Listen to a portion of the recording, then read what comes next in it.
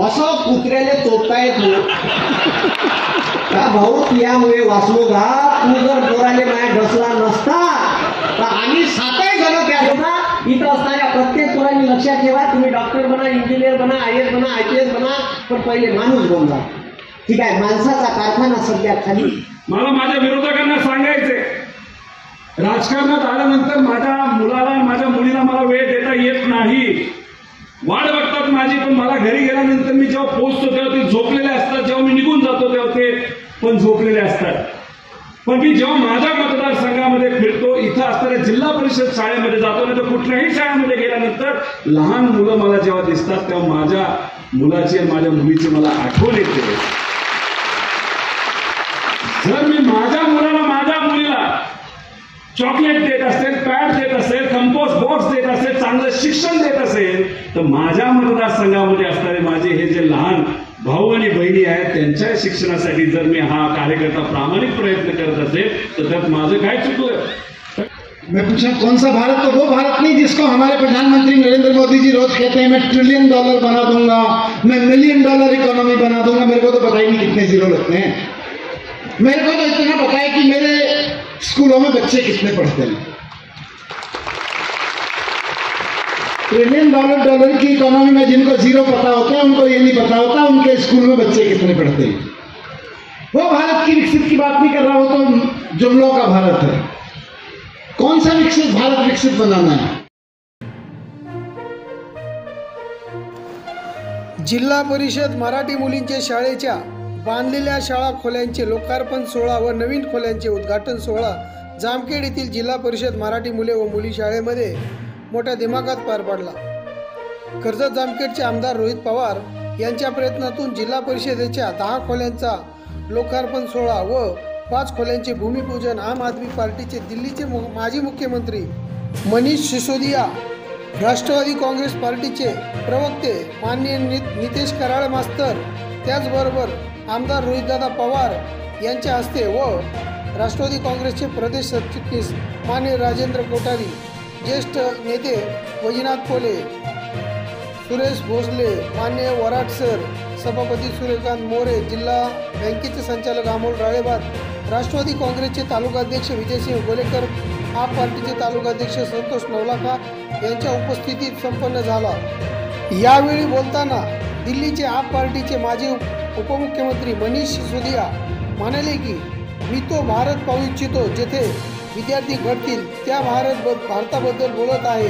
मी विचारतो कोणता भारत? तर तो भारत नाही की आपल्या देशाचे प्रधानमंत्री नरेंद्र मोदी रोज बोलतात की मी देशाची इकॉनॉमी $1 बिलियन $1 ट्रिलियन इकॉनॉमी मी बनवून टाकेन. अशा गोष्टी प्रधानमंत्री करतात. मला तर माहीतसुद्धा नाही $1 ट्रिलियन मध्ये किती शून्य असतात. मला फक्त एवढे माहीत आहे की माझ्या शाळेत मुलं किती शिकतात. असे बोलून त्यांनी प्रधानमंत्री नरेंद्र मोदी यांना चांगला टोला लगावला. पुढे बोलताना ते म्हणाले की ज्या तळमळीने आमदार रोहित पवार शिक्षण क्षेत्रात काम करत आहेत, भविष्यात जर शिक्षण मंत्री झाले तर तुमच्या मुलांच्या शिक्षणाचा काय करतील त्याचा विचार करावा. आमदार रोहित पवार हे संपूर्ण महाराष्ट्राच्या विद्यार्थ्यांचे भविष्य उज्ज्वल करतील असे गौरवोद्गार मनीष सिसोदिया यांनी यावेळी काढले. राष्ट्रवादी काँग्रेसचे प्रवक्ते माननीय नितेश कराळे मास्तर यांनी शिक्षणाचे महत्त्व सांगून रोहितदादा पवार यांच्या कार्याची माहिती दिली व विद्यार्थ्यांनी आयुष्यात IAS, IPS, PSI काहीही बनवा, परंतु पहिले माणूस बनण्याचा सल्ला त्यांनी यावेळी दिला. यावेळी माननीय रमेशदादा आजबे, राजेंद्र गोरे, उमरभाई कुरेशी, अमोल गिरमे, बिलालभाई शेख, नासिर चाचू सय्यद, नरेंद्र जाधव, राजेंद्र गोरे, उपाध्यक्ष हनुमंत पाटील, मंगेश दादा आजबे, नगराध्यक्ष निखिल गायकडक, अनिल मामा बाबर, ॲडव्होकेट हर्षल डोके, सागर कोल्हे, काकासाहेब कोल्हे, युवराज उगले, राम हरी गोपाळ घरे, प्रवीण उगले, सिद्धेश्वर लटके, बाळासाहेब खैरे, गणेश चव्हाण, किसन बापू ढवळे, नितीन सासाने, निलेश पवार, बिरंग साहेब, अमोल गिरमे, चंद्रकांत नारसाळे, हरिभाऊ आजबे, मनोज भोरे, राहुल बेदमुत्ता, कुंडल राळबाद, प्रवीण उगले, सचिन शिंदे, अशोक पटाळे, संदीप गायकवाड, बहिर सर, मगर साहेब, भारत काकडे, काकासाहेब चव्हाण, बापू कारले, अमर चाऊ, सचिन डोंगरे, महेश राळेबाद, आम आदमी पक्षाचे नेते पदाधिकारी यांच्यासह राष्ट्रवादी काँग्रेस शरद पवार पक्षाचे पदाधिकारी व कार्यकर्ते उपस्थित होते। या कार्यक्रमाचे प्रास्ताविक शिवाजी राळेबाग सर यांनी केले तर आभार नासिर चाचू सय्यद यांनी मानले। हा सोहळा पार पाडण्यासाठी जिल्हा परिषद मराठी मुले व मुली या दोन्ही शाळेचे मुख्याध्यापक आणि संजय कर्डिले व दत्तात्रय यादव त्यासह सर्व शिक्षक वृंदांनी विशेष सहकार्य केले।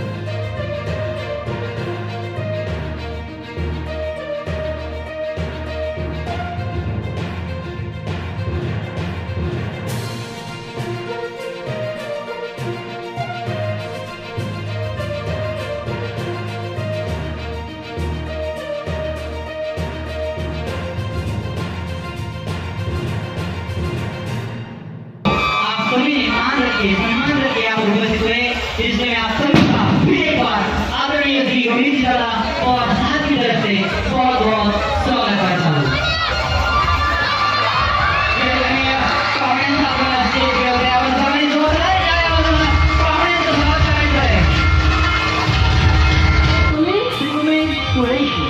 श्री रमेश जी आजले, श्री प्रशांत बाबा राणवाल, श्री राहुल जी बेरमुथा, श्री वसीम जी सैयद, श्री राजेंद्र जी गोरे और सभी राष्ट्रवादी कांग्रेस पार्टी के शरद पवार समूह के सभी अधिकारी। हमारे अतिथिगण जिला परिषद शाला जामखेड़ इनकी तरफ से सिसोदिया साहब का यहाँ पर सम्मान किया जा रहा है। शाला व्यवस्थापन समिति जिला परिषद शाला जामखेड़ इनकी तरफ से साहब, इनका स्वागत यहाँ पर श्री प्रकाश जी कोल ये करने जा रहे हैं। जोरदार तालियों के संग स्वागत करेंगे हमारे दिल्ली से आए हुए अतिथि यानी माननीय श्री मनीष जी सिसोदिया साहब। वैसे ही सम्माननीय श्रीधर विजय दादा पवार साहब इनका सम्मान श्रीधर कैलाश नाना प्रेरे साहब गढ़ शिक्षण अधिकारी पंचायत समिति जामखेड़ से हो रहा है। जी हाँ, आगे बढ़ते हुए शिक्षा जा रहा है श्री कैलाश खेड़े, इनकी ओर से जोरदार तालियों के संग स्वागत करेंगे हम सबके लाडले आमदार रोहित दादा पवार तथा सम्माननीय श्री नितेश जी करावे मास्टर प्रवक्ता राष्ट्रवादी कांग्रेस पक्ष शरद चंद्र जी पवार समूह के, इनका भी सम्मान श्रीयुक्त नवनाथ जी बड़े साहब शिक्षण विस्तार अधिकारी पंचायत समिति जामखेड़ इनकी तरफ से होने जा रहा है। तो मैं करावे मास्टर को विनती करूंगा कि आप अपने सम्मान का कृपया स्वीकार और इन्हीं के संग हमारे और एक अतिथि नितेश जी करावे मास्टर, इनका स्वागत श्री नवनाथ जी बड़े इनकी ओर से यहाँ पे किया जा रहा है। जोरदार ताली की ओर से हम सभी हमारे अतिथि गणों का यहाँ पे स्वागत करने वाले हैं। टाळ्या वाजवण्यात कसलीच कंजूसी नको आहे, टाळ्यांचा आवाज जोरदार व्हायला पाहिजे, आजच्या जामखेडला कळायला पाहिजे आज किती सुंदर आणि आनंदाचा दिवस आहे आपल्या जामखेडकरांसाठी।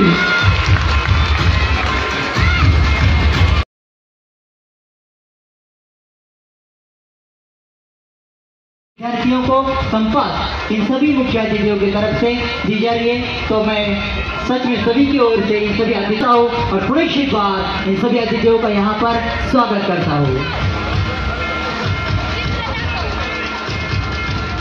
जैसे हम बोलते हैं कोई भी शुभ कार्य करने के पहले राष्ट्रमाता जिजाऊ स्वराज्याचे संस्थापक छत्रपती शिवाजी महाराज ज्यांनी निर्माण केलेलं स्वराज्य हे टिकून ठेवण्याचं काम केलं, असे छत्रपती संभाजी महाराज ज्या माणसाने माणसाला माणूस म्हणून जगण्याचा अधिकार दिला असे भारतीय राज्यघटनेचे शिल्पकार भारतरत्न डॉक्टर बाबासाहेब आंबेडकर इथं या कार्यक्रमासाठी अनेक मुली आलेल्या आहेत, महिला आलेल्या आहेत. त्या महिलांना ज्या मायमाऊलीनं शिक्षणाचा अधिकार दिला अशा क्रांतीज्योती ज्ञानज्योती सावित्रीबाई फुले आणि सगळ्यात पहिले आपल्या घरची स्त्री शिक्षित झाली पाहिजे त्याच्यासाठी समाजाच्या अवहेलना झेलल्या आणि नवरा कसा असावा याचं मूर्तिमंत उदाहरण म्हणजे जिच्या मागं विठोबासारखा उभा होता असे महात्मा ज्योतिबा फुले या माणसांनी या देशातील बहुजनांना शिक्षणात आरक्षण दिलं, हॉस्टेलची सुविधा गोरगरीब विद्यार्थ्यांसाठी चालू केली असे छत्रपती शाहू महाराज. आणि आत्ताच मी सोंडी येथून आलो, इथे पुण्यश्लोक अहिल्यादेवी होळकरांचं जन्मस्थान आहे, आत्ताच दर्शन घेऊन आलो. अशा तमाम समाजसुधारकांना मी इथे वंदन करतो ज्यांनी या समाजासाठी कार्य केलं. या विचार मंचावर उपस्थित असणारे आपल्या मतदारसंघाचे लाडके आमदार रोहितदादा पवार आणि जिल्हा परिषदच्या शाळा कशा असू शकते आणि सर्वसामान्य विद्यार्थ्यांना इंटरनॅशनल स्कूलमध्ये मिळणारं शिक्षण कसं मिळू शकते याचं मॉडेल दिल्लीमध्ये उभे करणारे दिल्लीचे माजी उपमुख्यमंत्री मनोजजी सिसोदिया साहेब आज इथे आले आणि या विचार मंचावर सर्व उपस्थित असणारे मान्यवर आणि तुम्ही सर्व तुमचे मनापासून आभार मानतो. दादा मला वाटलं होतं 11चा कार्यक्रम आहे, मी लेट झालो काल येताना म्हणून मी आरामशीर उठलो. तर दादाचे कार्यक्रम सगळे राईट टाईम चालतात आणि बरोबर 7 कार्यक्रम चालू झाला. विशेष म्हणजे सगळे लोक भाषण घेऊन चालले जाईल. सारे लोकही म्हणून कोणी पोरायले म्हणून IAS बना, कोणी म्हणून IPS बना, कोणी म्हणून डॉक्टर बना, कोणी म्हणून इंजिनियर बना, पण कोणी सांगत नाही का तू माणूस बन. कारण सध्या जगात माणसाची कमतरता आहे. सगळे सांगून राहिले ना डॉक्टर बन, इंजिनियर बन, माणूस बन असं सांगत नाही. दादा माझ्याकडं काही पोटचे स्पर्धा परीक्षेचे क्लास लावले येते, कोणाले तलाठी बनत राहते, कोणाले पोलीस बनत राहते, कोणाले PSI बनत राहते. पण जेव्हा एखाद्या शेतकऱ्याचं पोरगं तलाठी होते तुम्ही त्याच्या मनात वारंवार रुजवत असतो का तू कोणताही अधिकारी होय पण माणूस बन. जर तू तलाठी बनून त्याच शेतकरी मायबापाकडून 7 बाऱ्याचे 200 रुपये घेत असतो तर त्याला घोड्यानं कोंडावले पाहिजे. कोंडावलं पाहिजे का नाही? म्हणजे आपल्या पोरायले आपण माणुसकी शिकवणं गरजेचं आहे. आणि मनीष सिसोदिया साहेबांनी जे दिल्लीत मॉडेल उभं केलं असे स्वप्न आमच्या रोहित दादांचे आहे. रोहित दादांनी त्या स्वप्नातून ही शाळा उभी केली. जुनी वास्तूची बिल्डिंग दाखवली, मला जुनी वास्तूची बिल्डिंग दाखवली, फोटो दाखवले का 1960ला ती बिल्डिंग बांधण्यात आली. जीर्ण झालेली बिल्डिंग होती, नवीन वास्तूसाठी फंड उपलब्ध करून दिला. आता दादांनी येताना महाराष्ट्रातलं सर्वात मोठं हॉस्पिटलचं बांधकाम सुरू आहे असं मला सांगितलं आणि 3-4 मजल्याचं काम चालू होतं तिथं. खरंच 5 वर्षात पहिल्याच रेजिममध्ये एवढं मोठं काम करणं हे साधं काम नाही आहे आणि हे रोहित दादांना तुमच्या मतदारसंघात करून दाखवलं. कारण एवढा मोठा फंड मंत्रालयातून आणणे आणि ते काम उभं करणे आणि काम इमानतदारी करणे. आणि दादाच्या मागे एक काम नाही. मी आता पुण्यात गेलो होतो पण माहीतच नव्हतं का महाराष्ट्र क्रिकेट असोसिएशनचे अध्यक्ष सुद्धा दादा आहेत आणि तिथं बोर्ड पाहिल्यावर मग दादाचं नाव दिसलं. अरे बापरे म्हणलं. म्हणजे दादा तुमच्या मतदारसंघाच्या व्यतिरिक्तही अजून प्रचार प्रसाराचे काम असते. आणि दादांची माझी पहिली भेट स्वाभिमान संघर्ष यात्रेमध्ये जेव्हा महाराष्ट्रभर त्यांनी पायदळ यात्रा केली तेव्हा त्यांच्यासोबत भेट झाली आणि लोकसभेच्या वेळेस मी राष्ट्रवादीत आलो. पण तुम्हाला एक सांगतो की आता येतानी पंचायत समितीची वास्तू दाखवली, येतानी अजून बऱ्याच वास्तू दाखवल्या ज्या काळात बनल्या. त्याच्यानंतर नवीन रस्ते आणि जे रस्ते खडतर आहे तर दादांनी सांगितलं का हे रस्ते 5 वर्ष झाल्याशिवाय नवीन बांधता येत नाही कारण त्याचा जो कालावधी असतो तो 5 वर्षाचा असतो. दादाचं तुमच्या मतदारसंघासाठी खूप मोठं योगदान आहे आणि दादासारखे आमदार पुन्हा तुमच्या मतदारसंघाला येणाऱ्या काळात लाभले पाहिजे याच्यासाठी दादांच्या पाठीशी भक्कमपणे उभे राहा आणि पुन्हा एकदा आपल्याला तुतारी वाजवायची आहे, नाही का? म्हणून सगळ्यांनी म्हणा रामकृष्ण हरी, रामकृष्ण हरी. मी दोन गोष्टी सांगतो आणि माझं वाचन संपवतो. पुन्हा लगेच एका सांगणार नाही का? माणूस बन. राष्ट्रसंत तुकडोजी महाराजाचं उदाहरण देतो मी. राष्ट्रसंत तुकडोजी महाराज यांचे भाषण जपानमध्ये झाले. भारत स्वातंत्र्य झाल्या भारताचे पहिले राष्ट्रपती डॉक्टर राजेंद्र प्रसाद यांनी राष्ट्रपती भवनात बोलावलं. त्यांची भजन संध्या झाली आणि भजन संध्या राजेंद्र प्रसाद यांनी ऐकल्याच्या नंतर डॉक्टर राजेंद्र प्रसाद म्हणते तुकडोजी महाराजांना आप संत नाही राष्ट्रसंत. तेव्हापासून त्यांच्या नावासमोर राष्ट्रसंत लिहिणं सुरू झालं. पण माणुसकी कशाने म्हणते? मी माणूस बना हे कायद्यासाठी सांगून राहिलो तर माणुसकीचं उदाहरण सांगतो. राष्ट्रसंत तुकडोजी महाराजांना कॅन्सर झाला आणि कॅन्सर झाल्यावर वयाचे म्हणजे आयुष्याच्या शेवटच्या टप्प्यात जीएमसी गव्हर्नमेंट मेडिकल कॉलेज नागपूरमध्ये भरती होते तुकडोजी महाराज भरती असताना महाराष्ट्राच्या मुख्यमंत्र्याला माहीत पडलं का तुकडोजी महाराजांची तब्येत खराब झाली आहे आणि जीएमसी मध्ये भरती आहे. महाराष्ट्राचे मुख्यमंत्री नागपूरला भेटायला गेल्याच्या नंतर त्याची हालत पाहिली. महाराष्ट्राचे मुख्यमंत्री त्याला म्हणते का तुम्ही एवढी तब्येत कशी खराब होऊ दिली? आम्हाला कळविलं असतं तर तुम्हाला टाटा मेमोरियल ट्रस्ट मोठं कॅन्सरचं हॉस्पिटल आहे मुंबईत भरती केलं असतं, चांगला इलाज दिला असता, तुम्ही दुरुस्त झाले असते. एवढी हालत खराब होऊ दिली तर तरी मुख्यमंत्री म्हणते आता काही बिघडलं नाही, तरी म्हणते आपल्यासोबत चला तुम्हाला तिथं मुंबईच्या मुख्य कॅन्सरच्या हॉस्पिटलमध्ये भरती करतो. तुकडोजी महाराजांचं उत्तर काय होतं माहित आहे? मी राष्ट्रसंत आहे, तुम्ही मला ओळखता, मी प्रसिद्ध आहे म्हणून तुम्ही मला मुंबईला घेऊन चालले. पण एखाद्या गोरगरीब माणसाने कॅन्सर झाला तर त्यानं कुठं जावं म्हणे, त्यानं कुठं उपचार घ्यायचा? नागपुरात आहे का अशी सुविधा उपलब्ध? तर राष्ट्रसंत तुकडोजी महाराज म्हणे मी इथंच गेलो होतो बेहतर, पण एक काम करता या नागपुरात कॅन्सरचं हॉस्पिटल उभं करता. तर राष्ट्रसंत तुकडोजी महाराजांचा देहांत झाल्याच्या नंतर नागपूरले मेडिकल स्क्वेअरमध्ये महाराष्ट्र शासनानं त्याच्याच नावानं राष्ट्रसंत Tukdoji Maharaj cancer research centre उभं केलं. याने माणुसकी म्हणते. तर बऱ्याच्याही टायमाले माणुसकी हयात होती, जिवंत ठेवली. आणि ज्या ज्या मुलाने असं वाटते इथं लहान लहान मुलं आहे, काही 11वी 12वीत आहे, काहीचं स्वप्न आहे IAS बनायचं, IPS बनायचं, काहीचं स्वप्न आहे डॉक्टर बनायचं, काहीचं स्वप्न आहे एखादा राजकारणी बनायचं. पण बऱ्याच लोकांचं स्वप्नच नाही माणूस बनायचं. आणि हो कोणाला वाटतच नाही ना डॉक्टर बनवून तो जर गायनाकोलॉजी झाला पोट फाडाचे 60,000 घेते सिजर करायचे. असे डॉक्टर कोण्या कामाचे? थोडीशी माणुसकी जिवंत असली पाहिजे. एखादा गोरगरीब पेशंट आला तर त्याने उपचार करून देता आला पाहिजे. मी क्लास टाकले FPSCचे, मी ठरवून घेतलं होतं का मी शेतकरी आत्महत्याग्रस्त शहराच्या पोराले फुकट शिकली. ज्या गावात मला ही भाषा दिली ज्ञान दिलं त्या गावातल्या पोट्याले फुकट शिकली. आजही कोणाचे आई वडील मिळले असं तर त्याच्यासाठी माझा क्लास फुकट आहे. हे माणुसकी तुमच्या मनात जपून असली पाहिजे.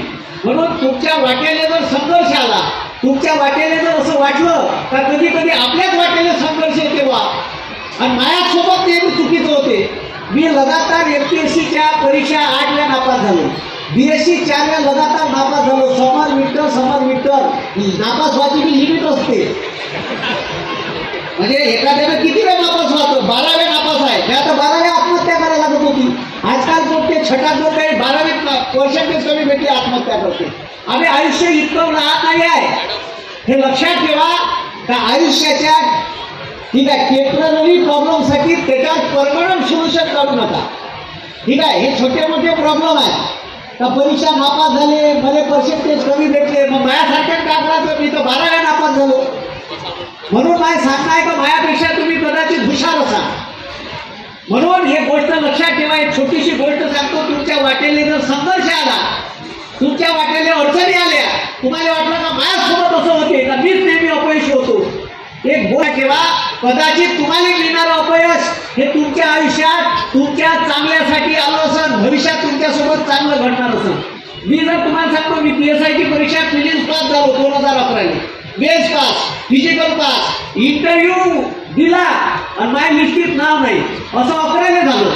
असं 13च्या PSI ची prelims pass, mains pass, physical interview, माझ्या लिस्टीत नावच नाही. साला म्हणलं मी त्या हे काही बरं नाही. ठीक आहे. मग त्याच्यानंतर 14ची PSI prelims pass, mains pass, physical interview, माझं नावच नाही. त्याच्यात 2 वेळा STI मेन्स दिली तरी माझ्या लिस्टीत नाव नाही. माझ्या बाप म्हणे हे त्यातून होत नाही, ते पुन्हा सोडून वापस येईल. पुन्हा सोडून वापस गेलो, तिथं क्लास टाकले. पुन्हा एका PSI ची prelims pass, mains pass, physical, माझं नावच नाही.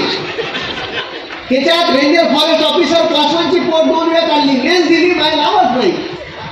मी म्हणलं, जर तुम्हाला सांगतो मी जर PSI झालो असतो तर तुमच्या तिथं ठाणेदार असतो, 5-50 कॉन्स्टेबल माझ्या हाताखालत असते आणि आपलीच मारी, आपलीच गाडी, आपल्याच बायकोची गोलगोल साडी, इथपर्यंत माझ्या आयुष्य सीमित असतं. बरोबर नाही का? पण एक मी PSI झालो असतो तर मला असं वाटते आता का एक चांगला मास्तर महाराष्ट्राने मुकला असता. मला असं वाटते, कधी कधी फील होते झालं का मी नापास झालो तर चांगल्यासाठी झालो. मुळी PSI ची परीक्षा नापास होतो, किती आशावाद असावा. मला असं वाटते का साला काय PSI होतं, 50 कॉन्स्टेबल ठेवण्यापेक्षा 50 PSI ते हाताखालचं काम करत तू DYSP बनशील असं वाटे मला. पण मी झालो भरतच, ते DYSP झालो नाही. माझे मित्र DYSP आहे, आता ॲडिशनल कमिशनर आहे नागपूरले, विशालला एकाच वर्गात शिकलो, सोबत MPSC करायला गेलो. म्हणून एक उदाहरण सांगतो, तुम्हाला जर असं वाटते का आपल्यासोबत चुकीचं झालं तर कदाचित त्याच्यातून चांगलं भेटलं. टायटॅनिक जहाज बनवलं आणि टायटॅनिक जहाजाच्या तिकिटा 1 वर्ष अगोदरपासून सुरू झाल्या. टायटॅनिक जगातलं मोठं प्रवासी जहाज होतं, त्याची टॅगलाईन होती का जगातील कधीही न डुबणारं जहाज. म्हणजे जहाज बनवण्यानं पहिलेच लिहून टाकलं का जगात कधीही न डुबणारं जहाज. ऑनकर बा त्या जहाज बनवणारे किती होता. आणि त्या इंग्लंड मधला एक शेतकरी होता, त्याने 5 पोट्टे होते, एकच बायको होती. आणि मग त्यानं त्याने 7 जणांच्या त्याची बायको 5 पोट्ट्याची तिकीट काढली. बंग्या आयुष्याची कमाई तिकिटात लावली त्यानं. आणि म्हणे ह्या जहाजानं जात आहे म्हणे आपल्याला अमेरिकेत. बंदे आयुष्याचे पैसे तिकिटात घेऊन टाकल्या. आणि आता 10 एप्रिल 1912 ते जहाज निघणार. तर बरोबर 5 एप्रिलले त्याच्या पोट्याने कुत्र चावलं, त्यानं पोचलेलं.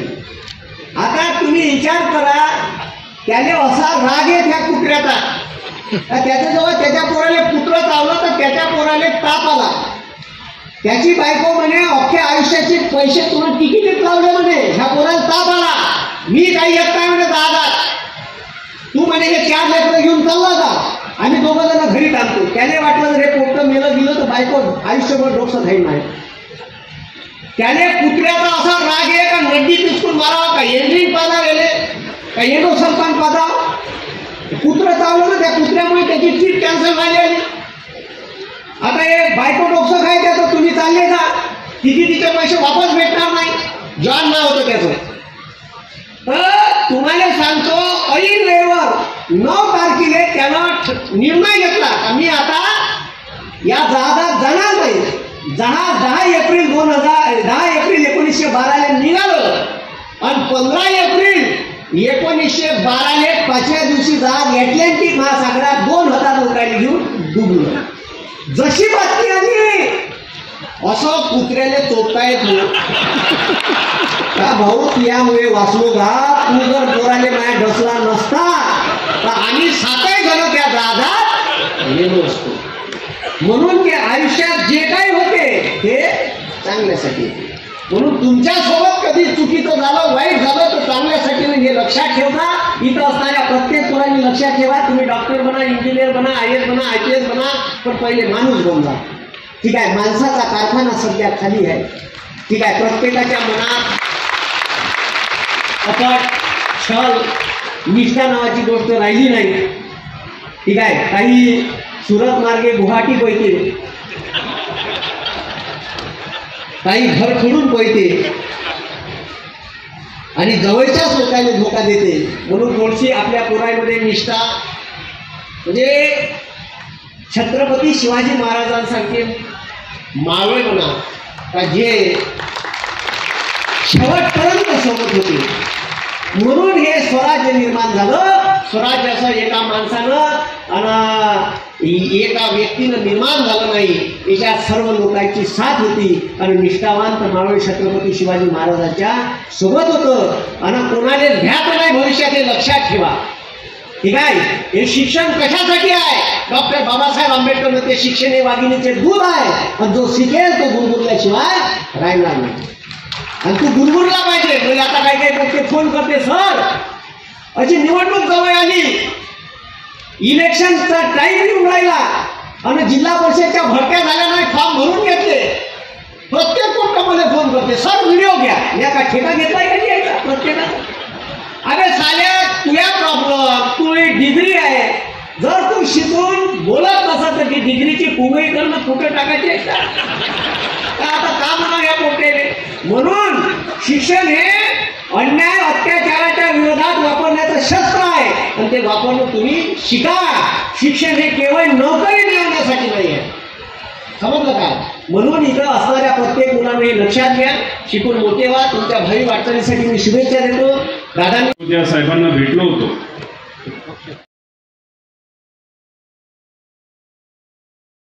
जायचं नाही. आपल्या जीवनामध्ये कुठे ना कुठेतरी काही ना काहीतरी चांगलं होईल. त्यांनी स्वतःचा अनुभव सांगितला, अनेक अशा काही गोष्टी सांगितल्या. आपलं जीवन हे पवित्र असतं, आपलं जीवन हे महत्वाचं असतं. इथे असणारे जे पालक आहेत, कदाचित हे जे सगळे पालक आहेत ते 10वी पर्यंत शिकले असतील, 12वी पर्यंत शिकले असतील, त्याच्या पुढे फार कमी पालक शिकले असतील. असे किती पालक आहेत जे ग्रॅज्युएट आहेत, नाही तर पोस्ट ग्रॅज्युएट आहेत? असं त्यांनी हात वर करावर. 12वी पर्यंत असे किती पालक आहेत जे शिकले 12वी पर्यंत? 10वी आणि 10वीच्या खाली असे शिकलेले किती आहेत? त्यांनी हात वर करा. काय घाबरायचं, काय लाजायचं? हात वर करा. सिसोदिया साहब यहाँ के जो पालक है वो बहुत कष्ट करते हैं. कोई खेती में काम करता है, कोई किसान है, छोटा मोटा व्यवसाय कर रहा है, किसी के दफ्तर में काम करते हैं. लेकिन अगर आप इनको पूछो मेजॉरिटी कौन सी स्टैंडर्ड तक वो सीखे हैं, तो मेजॉरिटी लोग 90% या 90% लोग ये 10वीं तक सिर्फ सीखे या 10वीं के नीचे सीखे. अजून एक प्रश्न तुम्हा सर्वांना करतो. तुमच्यातल्या किती पालकांना असं वाटतं की आपली मुलं खूप शिकली पाहिजे, ग्रॅज्युएट झाले पाहिजे, पोस्ट ग्रॅज्युएट झाले पाहिजे, डॉक्टर, अधिकारी, मोठे व्यवसायिक तिथे झाले पाहिजे, असे किती लोकांना वाटतं? अभी इनको और एक प्रश्न मैंने पूछा कि आप कम सीखे हो, लेकिन आपको कितने लोग को लगता है कि आपके जो बच्चे वो ग्रेजुएट बन के, पोस्ट ग्रेजुएट बन के, डॉक्टर, अधिकारी? तो आप मेजॉरिटी लोगों ने हाथ ऊपर किया. मी त्या सर्व पालकांना सलाम करतो की तुम्ही जे कष्ट घेत आहात ते आपल्या मुलांना शिकवलं गेलं पाहिजे. ठीक आहे, जिल्हा परिषदच्या शाळेमध्ये तुमच्यातली काही मुलं शिकत असतील, मुली शिकत असतील, काही प्रायव्हेटमध्ये जात असतील, पण शेवटी स्वप्न एक आहे. शिक्षण क्षेत्रामध्ये ते प्रामाणिकपणे करण्याचा प्रयत्न तिथं करत आहोत, कुठलाही भेदभाव न करता. सिसोदिया साहेबांची मी चर्चा करत होतो. चर्चा करत असताना त्यांनी मला सांगितलं शाळेच्या 1000च्या आसपास शाळा असतील त्या अशा प्रकारच्या शाळा होत्या. शाळा घडत होत्या, बसायला जागा नव्हती, टॉयलेट नव्हते. आणि मग जेव्हा सिसोदिया साहेब आणि अरविंद केजरीवाल साहेबांचं सरकार हे दिल्लीमध्ये आलं तेव्हा तिथं त्यांनी काया पलट केली आणि अशा सुंदरण करायचं. इलेक्शन झाल्यानंतर आपल्या मतदारसंघामध्ये, आपल्या परिसरामध्ये काम करत असताना कुठलाही भेदभाव न करता तिथे असणाऱ्या लहान मुलांच्या भविष्यासाठी काम केलं पाहिजे आणि तेच काम इथं आपण सर्वजण मिळून करत आहोत. शेवटी काही लोक मला म्हणतात, माझे विरोधक, रोहित पवार काय करतो तो फक्त मुलांना चॉकलेट देतो. रोहित पवार काय देतो तर शाळेमध्ये कंपोस्ट बॉक्स देतो, पॅड देतो. मला माझ्या विरोधकांना सांगायचे, राजकारणात आल्यानंतर माझ्या मुलाला, माझ्या मुलीला मला वेळ देता येत नाही. वाट बघतात माझी, पण मला घरी गेल्यानंतर मी जेव्हा पोहोचतो तेव्हा ते झोपलेले असतात, जेव्हा मी निघून जातो तेव्हा ते पण झोपलेले असतात. पण मी जेव्हा माझ्या मतदारसंघामध्ये फिरतो, इथं असणाऱ्या जिल्हा परिषद शाळेमध्ये जातो, नाही तर कुठल्याही शाळेमध्ये गेल्यानंतर लहान मुलं मला जेव्हा दिसतात तेव्हा माझ्या मुलाची आणि माझ्या मुलीची मला आठवण येते. जर मी माझ्या मुलाला माझ्या मुलीला चॉकलेट देत असेल, पॅड देत असेल, कंपोस्ट बॉक्स देत असेल, चांगलं शिक्षण देत असेल, तर माझ्या मतदारसंघामध्ये असणारे माझे हे जे लहान भाऊ आणि बहिणी आहेत त्यांच्या शिक्षणासाठी जर मी हा कार्यकर्ता प्रामाणिक प्रयत्न करत असेल तर त्यात माझं काय चुकलं? तर माझे विरोधक माझ्याबद्दल काय बोलतात ह्याला मी महत्व देत नाही. माझ्यासाठी कोण महत्वाचं आहे तर तुम्ही सर्वजण महत्वाचे आहेत. आमची ही लहान पिढी महत्वाची आहे. सिसोदिया साहब, संत श्री भगवान बाबा, संत श्री सीताराम बाबा, संत श्री वामन भाऊ, ये बहुत बड़े संत हो गए इस एरिया में. महाराष्ट्र में उनकी खाईपी है, बहुत बड़ा नाम है. उन्होंने उस टाइम कहा था अगर आपको जमीन बेचनी तो बेचो, लेकिन वो पैसा किसके लिए आपको इस्तेमाल करना है कि बच्चों के भविष्य के लिए. इतना बड़ा विचार इन सब संतों का था. क्रांती सूर्य महात्मा फुले, क्रांती ज्योती सावित्रीबाई फुले यांनी सुद्धा जे कार्य त्या काळामध्ये केलं म्हणून आपण सर्वजण शिकू शकलो, नाही तर या देशामध्ये कुणीही शिकू शकलं नसतं. म्हणून हे शिक्षण महत्वाचं आणि येत्या काळामध्ये याच्यावर आपण खऱ्या अर्थाने काम करणार आहोत. खरं तर जामखेड शहरामध्ये ही शाळा आपण बांधत आहोत आणि मी इथं आपल्या सर्वांना शब्द देतो. मगाशी आपल्या शिक्षण समितीच्या अध्यक्षांनी सुद्धा विनंती केली, शिक्षकांनी विनंती केली की अजून आम्हाला 20 खोल्या इथं पाहिजे. मी इथं या व्यासपीठावर तुमच्या सर्वांसमोर शब्द देतो की 20 नाही 22 खोल्या पुढच्या वर्षभरात 1.5 वर्षभरामध्ये या ठिकाणी झालेल्या असतील. आणि ह्या जे काही जुन्या शाळा आहेत त्या जुन्या खोल्या, त्या खोल्यामध्ये आमची मुलं तिथं बसणार नाही. काही CSRच्या माध्यमातून आम्ही पैसा आणू, काही सरकारच्या मदतीने आणू. 2018ला हे सगळे पत्रे उडून गेले होते. नंतर काही डागडुजी आपण सर्वांनी मिळून केली, नंतर ही शाळा बांधली. ठीक आहे, काही चुकीच्या प्रवृत्तीच्या लोकांनी, माझ्या विरोधकांनी या शाळेचा निधी दाबला, उशीर केला.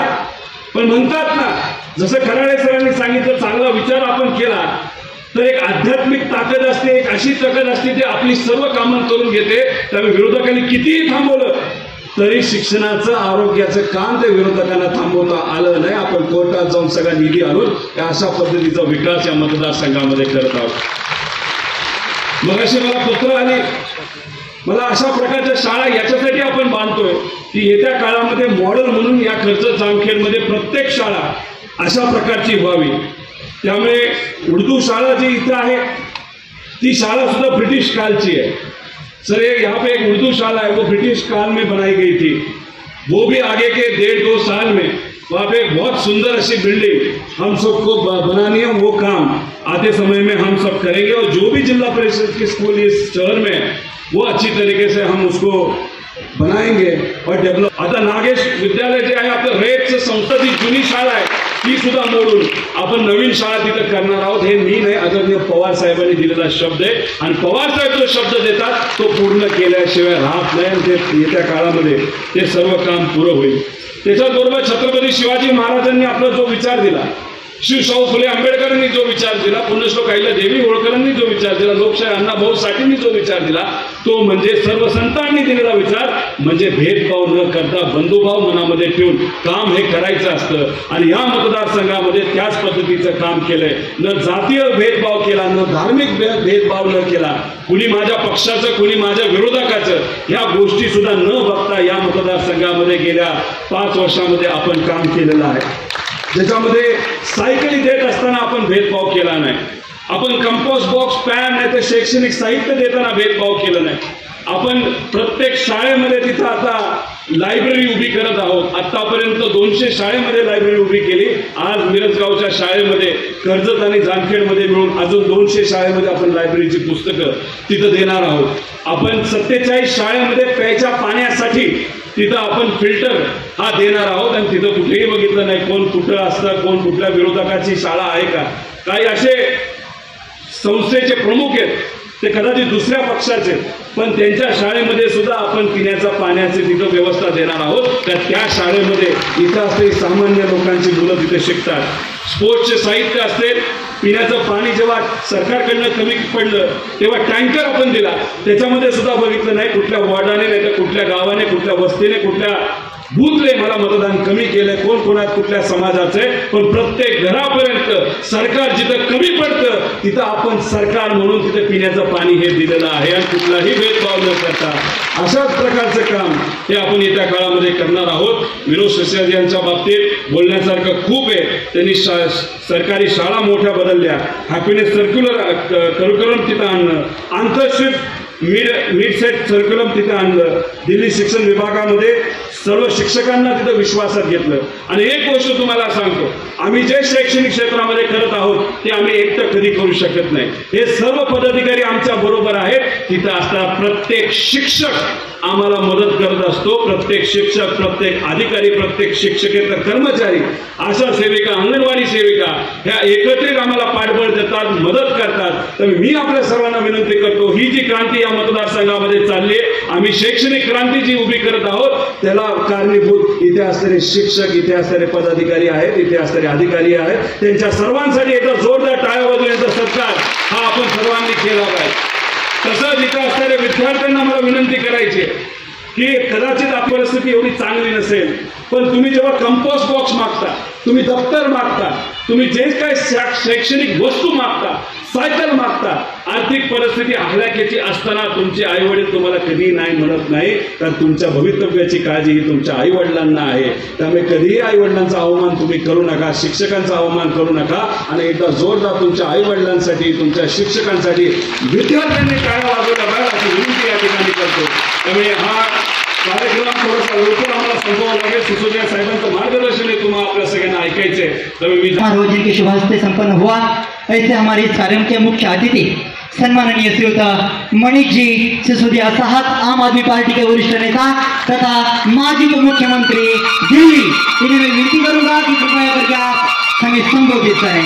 आदरणीय मनीष जी सिसोदिया साहब, जोरदार तालियां बजाकर हम स्वागत करेंगे इस जामगढ़ के पावन नगरी में. सम्माननीय सिसोदिया साहब.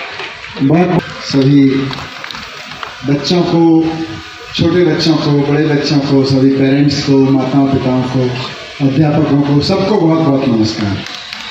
साथ साथ धन्यवाद है रोहित पवार जी का, जिन्होंने मुझे यहाँ पर आमंत्रित किया, जिन्होंने मुझे दिल्ली से यहाँ बुलाया विशेष रूप से. साथ ही धन्यवाद है नीतीश कराले जी का, जो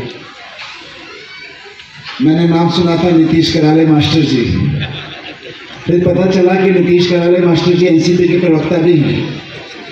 फिर अभी अभी मैंने देखा कि नीतीश कराले मास्टर जी कितने अच्छे वक्ता हैं कि एक एक बच्चा यहाँ पे, छोटे छोटे बच्चे भी जिनको बिल्कुल पिन ड्रॉप साइलेंस के साथ सुन रहे थे, मैं उनका भी धन्यवाद करना चाहता हूँ.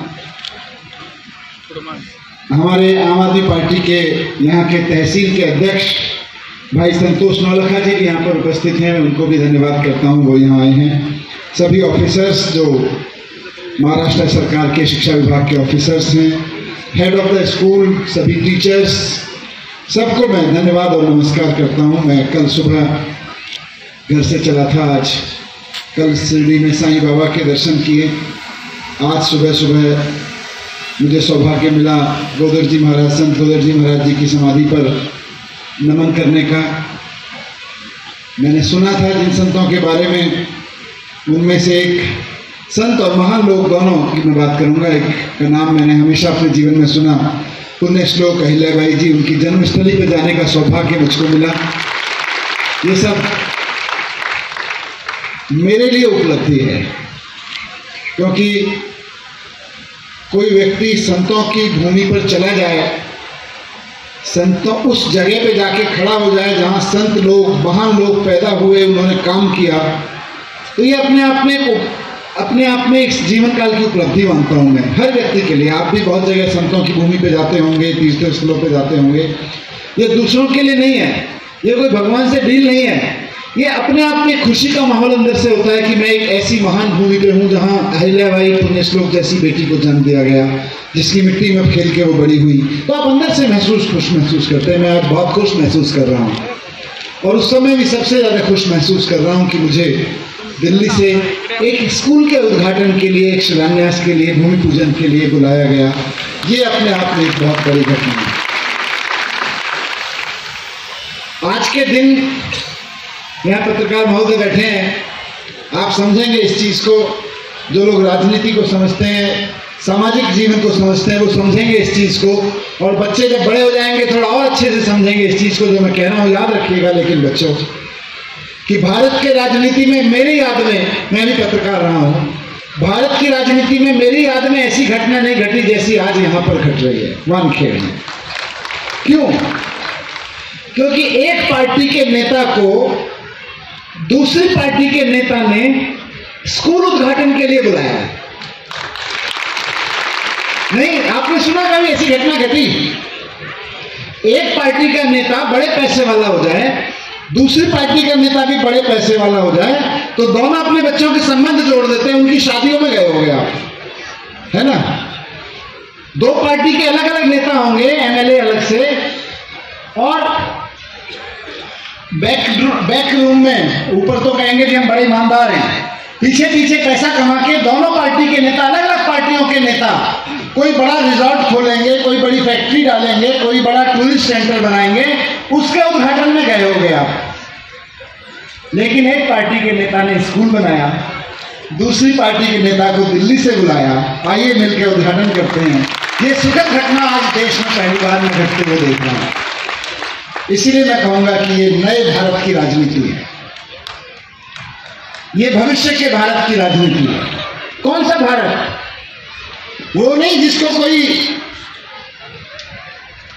मैं पूछा कौन सा भारत, तो वो भारत नहीं जिसको हमारे प्रधानमंत्री नरेंद्र मोदी जी रोज कहते हैं मैं $1 ट्रिलियन बना दूंगा, मैं $1 मिलियन इकोनॉमी बना दूंगा। मेरे को तो पता ही नहीं कितने जीरो लगते हैं। मेरे को तो इतना पता है कि मेरे स्कूलों में बच्चे कितने पढ़ते हैं। $1 ट्रिलियन की इकोनॉमी में जिनको जीरो पता होता है, उनको ये नहीं पता होता उनके स्कूल में बच्चे कितने पढ़ते हैं। वो भारत की विकसित की बात नहीं कर रहा, हो तो जुमलों का भारत है। कौन सा विकसित भारत विकसित बनाना है? ये भारत विकसित बनाना है जो अभी आपके पीछे बैठा हुआ है, ये भारत विकसित बनाना है जो वहां टीचर्स के साथ बैठा हुआ है। ये भारत है भविष्य का भारत। ये बच्चे जो आपके साथ स्टेज पे बैठे हुए हैं, जिनके लिए आपने स्कूल बनाया है, अभी कितनी उम्र के होंगे सर?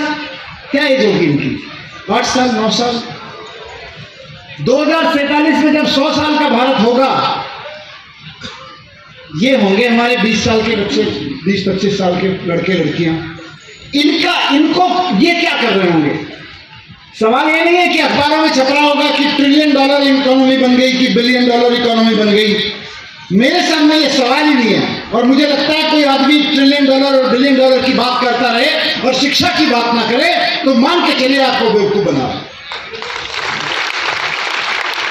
ये बच्चे बैठे हैं ना, ये बच्चे बैठे हैं ना, अभी 10, 15, 20 साल, 18 साल, 16 साल के बच्चे बैठे हैं। आज से 10 साल बाद ये क्या कर रहे होंगे? भारत वो होगा, भारत वो होगा जो आज से 20 साल बाद हमारे ये बच्चे क्या कर रहे होंगे। अगर इन बच्चों को आज हम एक अच्छा स्कूल पढ़ने के लिए नहीं दे सकते, अगर हम इन बच्चों की पढ़ाई की अच्छी व्यवस्था नहीं कर सकते, तो हम वोट मांगने के लिए केवल झूठ और जुमलों का इस्तेमाल करेंगे। अगर हम ये कह रहे हैं कि हम भविष्य का भारत बना रहे हैं, तो इसलिए मैंने कहा कि भविष्य के भारत को बनाने की सबसे बड़ी घटना आज मुझको घटती हुई दिख रही है। इसलिए नहीं कि मैं यहाँ आया हूँ, बल्कि इसलिए कि जो देश के इतिहास में कभी नहीं हुआ होगा कि एक पार्टी का नेता दूसरी पार्टी के नेता को बुला के कहता है हमने एक सरकारी स्कूल बनाया, आइए भाई मिलकर दोनों उद्घाटन कर लेते हैं इसका। ये घटना कभी नहीं देखी, ये आज घटना घट रही है और मैं इसको लेके बड़ा रोमांचित हूँ। इस बात को लेके मैं जब दिल्ली का मुख्यमंत्री उप मुख्यमंत्री बना, अरविंद केजरीवाल जी वहां पे मुख्यमंत्री बने, तो मैं स्कूलों में जाता था। रोहित भाई, आपने जिक्र किया कि ऐसा, मैं बता रहा हूं आपको मैं वीडियो दूंगा कभी, इससे 100 गुना खराब स्कूल होते थे दिल्ली के। ये तो अच्छा दिख रहा है फिर भी बाहर से कम बाहर डेंटिंग पेंटिंग तो दिख रही है थोड़ी सी।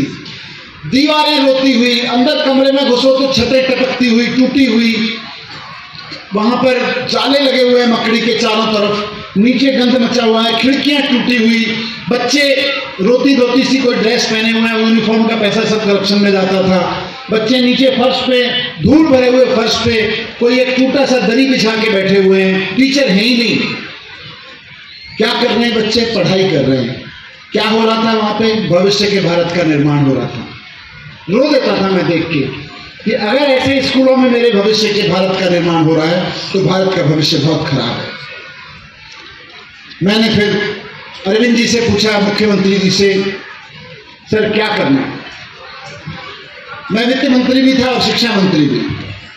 तो आज के संदर्भ में मैं महत्वपूर्ण ये चीज कहना चाहता हूं कि जब मैंने वित्त मंत्री के रूप में मुख्यमंत्री जी से पूछा कि सर क्या करना है बजट में, पहला बजट में बना रहा था, तो मुख्यमंत्री जी ने मुझको एक बात कही, और जो अभी यहां पर रोहित भाई बोल रहे थे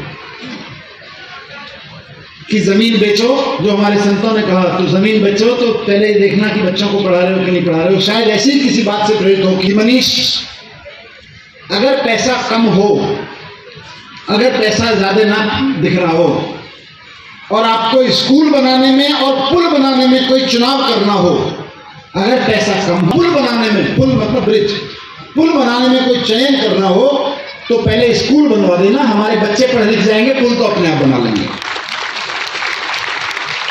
इस मंत्र पे हमने वहां काम करना शुरू किया और 5 साल के अंदर अंदर दिल्ली के लगभग सारे स्कूलों की बिल्डिंग ठीक कराई, टीचर्स की ट्रेनिंग कराई। और टीचर्स की ट्रेनिंग केवल ऐसा नहीं है कि 2-2 दिन के सेमिनार करा दिए जो यहाँ पे टीचर्स के जनरली होते हैं। मैंने IIM में पढ़ने भेजा, सिंगापुर पढ़ने भेजा टीचर्स को, फिनलैंड भेजा, अमेरिका भेजा, कैम्ब्रिज में, लंदन में, ब्रिटेन में भेजा, ऑक्सफोर्ड में भेजा, सारे दुनिया में जहां भी अच्छी एजुकेशन मिलती है वहां पे टीचर्स को ट्रेनिंग के लिए भेजा 10-10 दिन की। तो उससे एक माहौल बना, अच्छे स्कूल मिले, अच्छी बिल्डिंग मिली, साफ सुथरा वातावरण मिला। ऐसा था मैं जब स्कूलों में गया, जब मैं स्कूल में पढ़ता था तो पढ़ाया जाता था कि 3 तरह के देश होते हैं दुनिया में। एक होते हैं विकसित देश, है ना, उनको बोलते हैं अंग्रेजी में डेवलप्ड कंट्रीज, अमेरिका, जापान और ये सब। एक होते हैं विकासशील देश जो अभी विकसित हुए नहीं है लेकिन होने के रास्ते पे हैं, हुए नहीं है, डेवलपिंग कंट्रीज। और तीसरे होते हैं अविकसित देश, अंडर डेवलप्ड कंट्रीज, जिनका बुरा हाल है, जो गरीबी में डूबे मर रहे हैं, लड़ रहे हैं, झगड़ रहे हैं, विकसित नहीं है। जब मैं स्कूल में पढ़ता था बच्चों, तो मुझे पढ़ाया जाता था कि भारत एक डेवलपिंग कंट्री है, विकासशील देश है। तो मैं पूछता था अपने टीचर्स से कि कब विकसित होगा? बोले बस अच्छा चल रहा है, 10 साल में होने वाला है। अब मेरे बच्चे आके स्कूल में पढ़ने लगे, उनको भी पढ़ाया जा रहा है कि 3 तरह के देश होते हैं और भारत अभी भी डेवलपिंग कंट्री है, विकासशील देश है। और यकीन मानिए, अगर स्कूलों पर काम नहीं किया गया तो इन बच्चों के बच्चे भी जब स्कूल में पढ़ेंगे यही पढ़ाया जाएगा, भारत अभी भी एक विकासशील देश है, विकसित नहीं बना है। कोई नेता कितनी बात करता रहे मैं विकसित बना दूंगा, विकसित बना दूंगा, किसी नेता के गिली गिली बादशाह कहने से भारत विकसित नहीं बनेगा, स्कूल बनाने से भारत विकसित बनेगा। ये करना पड़ेगा। इसलिए मैं आपसे अर्ज करना है, अभी चुनाव आने वाला है, आप किसको वोट देंगे ये आपका विवेक है, लेकिन आपके दरवाजे पे जो भी नेता राजनीति का, किसी भी राजनीतिक पार्टी का वोट मांगने आए तो उससे पूछो, भाई तुम्हारी राजनीतिक पार्टी ने स्कूल कितने बनवाए, पहले उसका हिसाब लेके आओ, बाद में देंगे, हमारे घर में बच्चे हैं। अगर भारत के लोगों ने वोट मांगने से पहले दरवाजे पे आने वाले नेता से पूछना शुरू कर दिया कि नेताजी बहुत बड़ी बड़ी बातें हमने आपकी सोशल मीडिया पे सुन रखी हैं, केवल ये बताओ कि जहां आपको या आपकी पार्टी को मौका मिला है वहां पे स्कूल कितने बनवाए, ये बताओ। क्यों? वो पूछेगा क्यों, आपके तो बच्चे नहीं है, बड़े हो गए, आपके पढ़ेंगे तो उनके बच्चे नहीं होंगे क्या? बच्चों के भविष्य के लिए सोचिए, तब आप अपने भविष्य के लिए सोच सकते हैं। और आज आपको लोग कर रहे हैं, इतनी देर से यहाँ पे बैठे हैं, मुझे देख के सच में दिल गदगद हो रहा है। सुनहरा भविष्य मुझको भारत का दिख रहा है। मैं जब ये चीजें सोचता था कि बचपन में मैंने पढ़ा भारत विकासशील देश है, मेरे बच्चे ने पढ़ा भारत विकासशील देश है, और उसके बच्चे भी शायद ये पढ़े कि भारत अभी विकसित देश नहीं हुआ है, तो मुझे लगता था कैसे होगा, मैं चिंतित होता था। जिस धरती पर इतने बड़े बड़े संत, महाराष्ट्र तो संतों की भूमि है, अंबेडकर बाबा साहब की भूमि है, जिन्होंने कहा कि शिक्षा शेरनी का वो दूध है कि जो पिएगा वो दहाड़ेगा। उसके बावजूद भारत में शिक्षा पे बात नहीं हुई, काम नहीं हुआ। अहिल्याबाई से लेके ज्योतिबा फुले तक कितने संत, कितने बड़े बड़े लोग हुए इस धरती पे। विवेकानंद से लेके जिसपे गीता रची गई उस धरती पर, लेकिन भारत विकसित नहीं हुआ। क्यों? क्योंकि शिक्षा पे काम नहीं हुआ। आज आपसे मैं यही विनती करने आया हूं कि दिल्ली के लोगों ने देश की राजनीति को एक नई दिशा दी है। पिछले 3 बार चुन लिया गया, मैं 3 बार चुन लिया गया अरविंद केजरीवाल जी। पिछले 3 बार से वो लोग शिक्षा पे काम दे रहे हैं, वोट दे रहे हैं। आप भी एजुकेशन पे वोट देना शुरू कर दीजिए और अपने बच्चों को भी सिखाइए कि बेटा अच्छी नौकरी करो, अच्छी पढ़ाई करो, वो सब ठीक है, लेकिन वोट उसी को देना जो एजुकेशन पे काम करता हो। अगर पूरे देश में एजुकेशन पे ये वोट देने की क्रांति चल गई तो भारत को विश्व गुरु, विकसित देश तो छोड़ दीजिए, विश्व गुरु बनने से कोई नहीं रोक सकता है। लेकिन बिना एजुकेशन के कुछ नहीं होगा। मैं आपको बहुत बहुत बधाई देता हूं। आप महाराष्ट्र के इस इलाके में, क्षेत्र में इस क्रांति को आगे बढ़ा रहे हैं। दिल्ली में हम बढ़ा रहे हैं, देश के अन्य कोनों में और लोग बढ़ा रहे हैं। सब मिलकर देश को आगे बढ़ाएंगे। शिक्षित होगा तो आगे बढ़ेगा, विकसित होगा। बस आखिर में मैं टीचर्स को रिक्वेस्ट करना चाहता हूँ, जो यहाँ के प्रिंसिपल साहब और टीचर्स हैं, थोड़ा सा दिल्ली के अनुभव के आधार पर, कि साहब खाली अच्छी स्कूल बिल्डिंग बना देने से पढ़ाई नहीं होती है। अच्छी स्कूल बिल्डिंग उसका आधार है। नेताओं का काम केवल इतना हो सकता है, वो मैं हूं या रोहित भाई हों या और किसी को आप कल दूसरे देश में कहीं कहीं और लोग हैं, देखें, नेताओं का काम केवल इतना अच्छा हो सकता है कि आपको बढ़िया सुविधाएं दे दें। सरकार का काम केवल इतना हो सकता है कि बढ़िया सुविधा दे दे, लेकिन पढ़ाने का काम तो टीचर्स ही कर सकते हैं, ना मेरे जैसे नेता कर सकते। आप इनको पढ़ाइएगा इस अच्छी बिल्डिंग में बैठ के, अच्छे से पढ़ाइएगा, इनका भविष्य संवारिएगा। और बच्चों से भी कहना चाहता हूँ, जो यहाँ बच्चे बैठे हुए हैं, कि बेटा जब पढ़ लो, सरकार, एमएलए साहब, आपके माता पिता, टीचर्स, सब लोग मिलकर आपको पढ़ा रहे हैं। जब आप पढ़ लो तो आप अच्छे सफल इंसान तो बनिएगा, पैसे भी कमाइएगा, अच्छी नौकरी करिएगा, अच्छा बिजनेस करिएगा, लेकिन अपने माता पिता की सेवा जरूर करिएगा। अपने ये मत सोचिएगा कि अब माता पिता की सेवा कैसे करें, मुझे तो मेहनत करनी पड़ रही है कंपनी में। कंपनी की मेहनत एक जगह और माता पिता की सेवा एक जगह। ऐसा पढ़ लिख के ये मत भूल जाइएगा। और जब माता पिता की सेवा करेंगे तो देश की सेवा करना मत भूलिएगा, क्योंकि देश की सेवा के बिना भी देश आगे नहीं बढ़ सकता। मैं पूरी उम्मीद करता हूं कि इस स्कूल से वो निकलेगा जिसकी हम सबको जरूरत है। बहुत बहुत धन्यवाद। जय भारत, जय माता।